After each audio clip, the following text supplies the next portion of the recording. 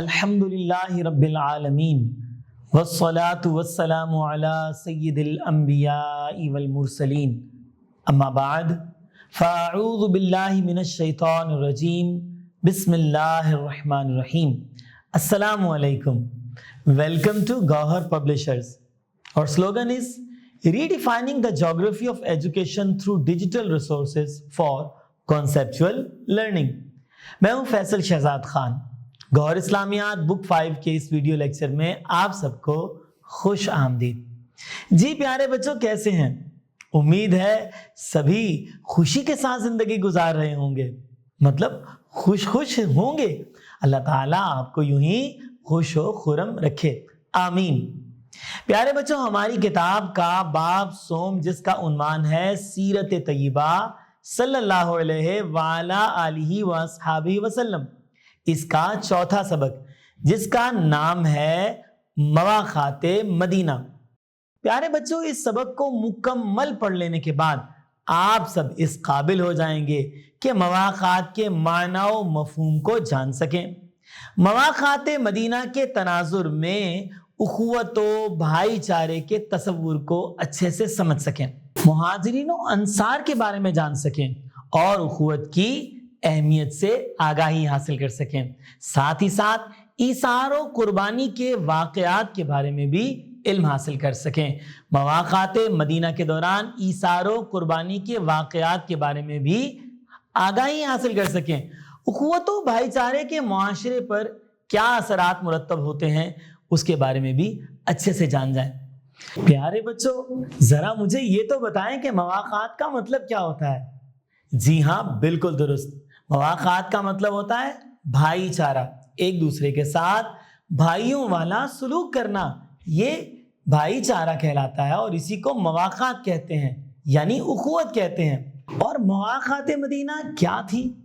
پتہ ہے آپ کو کہ جب ہمارے پیارے نبی صلی اللہ علیہ وآلہ آلہ وصحبہ وسلم مکے سے ہجرت فرما کر مدینے تشریف لائے تو آپ صلی اللہ علیہ وآلہ آلہ وصحبہ وسلم نے ایک ایک انصار صحابی کو ایک ایک مہاجر صحابی کا بھائی بنا دیا تھا.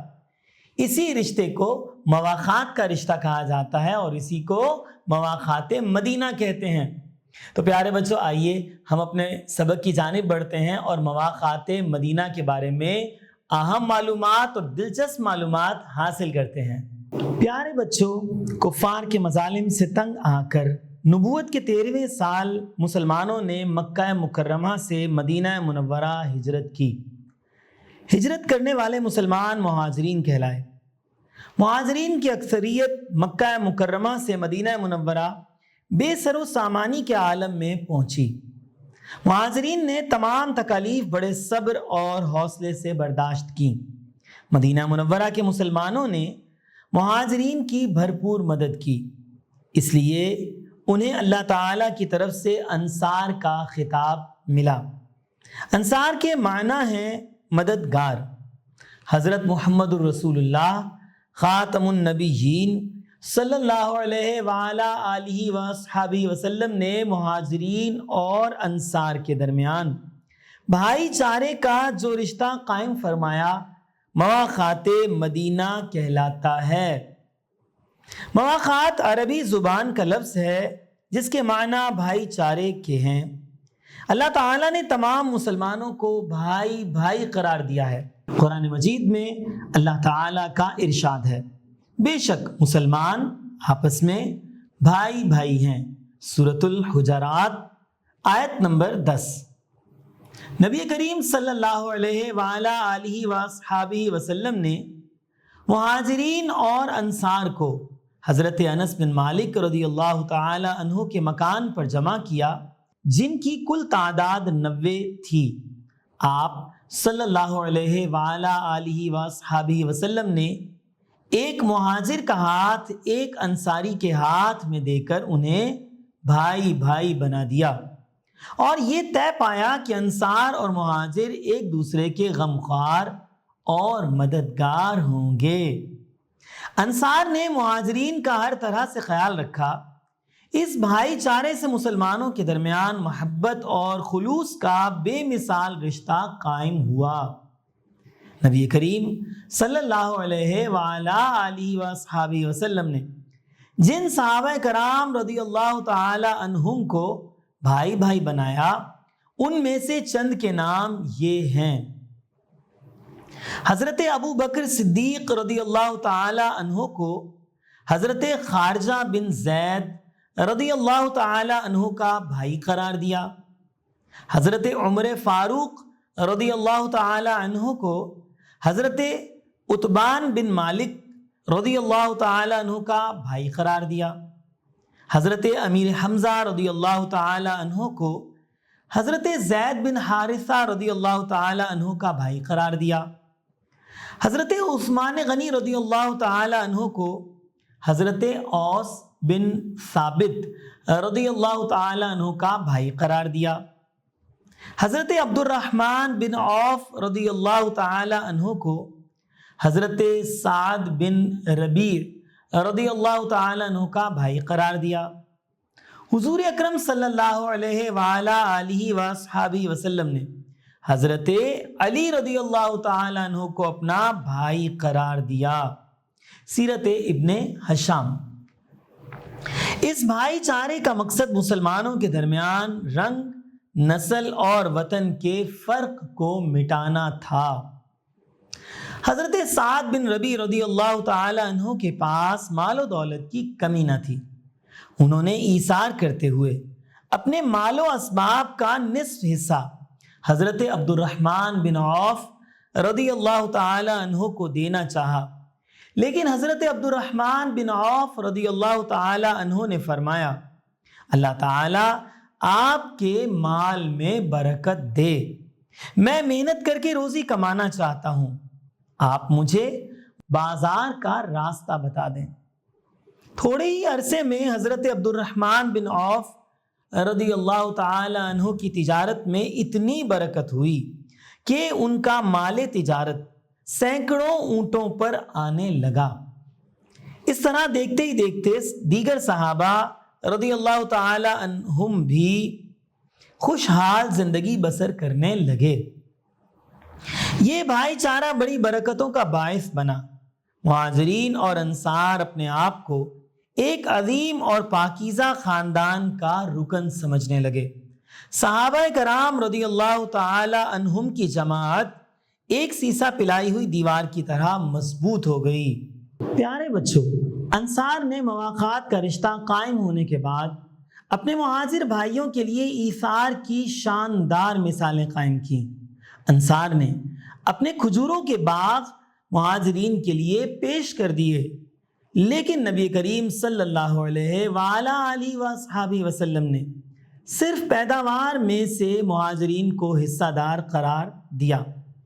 بعد میں جب بنو نذیر کے یہودیوں کے باغات پر مسلمانوں کا قبضہ ہوا تو نبی کریم صلی اللہ علیہ وآلہ آلہ وصحابہ وسلم نے انصار سے فرمایا، مناسب سمجھو تو یہ زمینیں مہاجرین کو دے دو اور اپنے باغوں کی پیداوار میں سے جو حصہ تم انہیں دیتے ہو وہ واپس لے لو۔